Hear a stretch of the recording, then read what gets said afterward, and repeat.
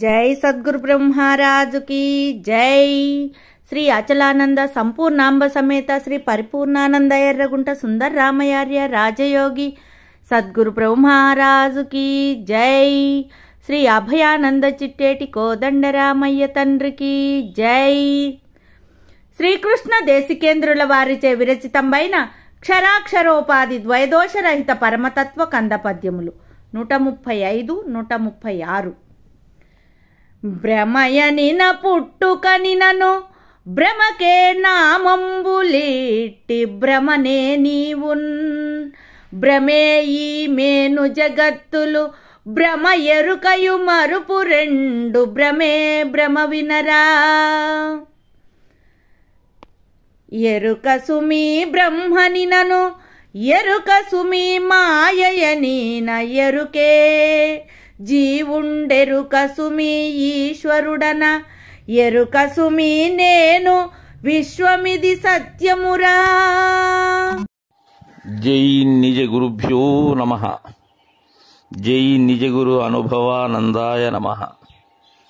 భాగవత కృష్ణోపదేశ కేంద్రులచే విరచితమైన కంద పద్యములలో 135వ కంద పద్యాన్ని మనం ముచ్చటించుకుంటూ ఉన్నాం. భ్రమను నిర్ణయం చేస్తూ ఉన్నారు గురుదేవులు. నాయన శిష్య, భ్రమయనిన పుట్టుకనినను భ్రమకే నామంబులిట్టి భ్రమనే నీవు భ్రమే ఈ మేను జగత్తులు భ్రమ ఎరుకయు మరపు రెండు భ్రమే భ్రమ వినరా శిష్య.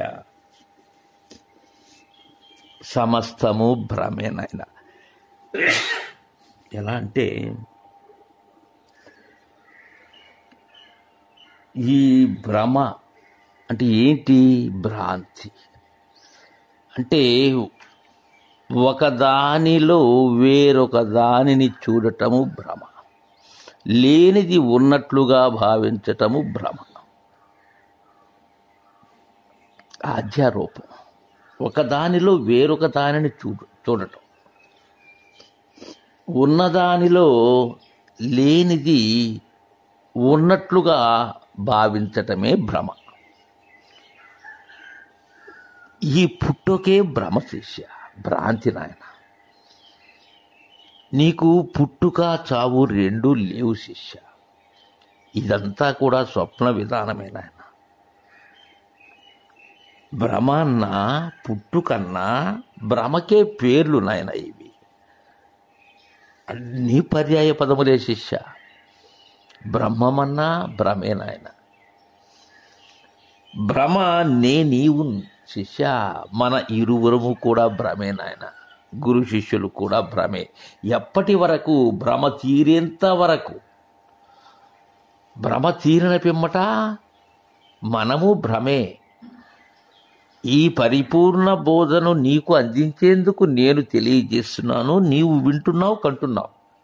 తదుపరి ఏమవుతావు? ఇరువురము లేని వారమే నాయన.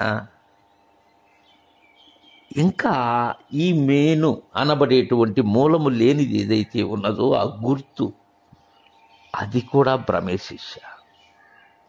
దానిచే తోపింపబడినటువంటి జగత్తు కూడా భ్రమే నాయన. ఇది జనించి గతించేటువంటిది నాయన. ఇది సర్వమునకు కారణం ఏమై ఉన్నది? ఇంతకు భ్రమే కారణం.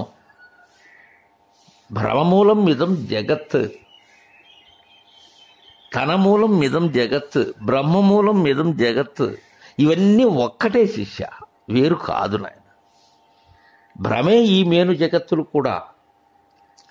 భ్రమ ఎరుకయు మరపు రెండు కూడా భ్రమే శిష్య. విద్యాభ్రమే, అవిద్యాభ్రమే. తెలియుట భ్రమే, తెలియకపోవుట భ్రమే.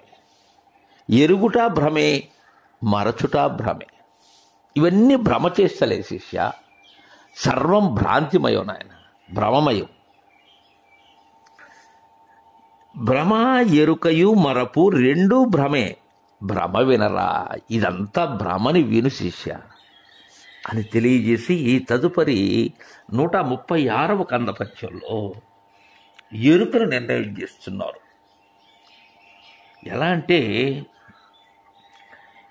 ఎరుక సుమి బ్రహ్మనినను ఎరుక సుమి మాయయనిన ఎరుకే జీవుండెరుక సుమి ఈశ్వరుడన ఎరుక సుమి నేను విశ్వమిది సత్యమురా. సత్యము నాయన, నా మాట సత్యమైనటువంటి వాక్కు ఇది. శివరామ దీక్షితుల వాక్కు ఇది. ఎలా అంటే, బ్రహ్మ అనబడేటువంటిది ఏదైతే ఉన్నదో అది ఎరుకే, వేరే కాదు.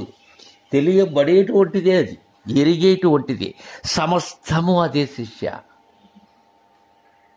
ఉన్నదానిలో లేక తోపింపబడినటువంటిదే నాయన ఈ బ్రహ్మము, ఈ ఎరుక.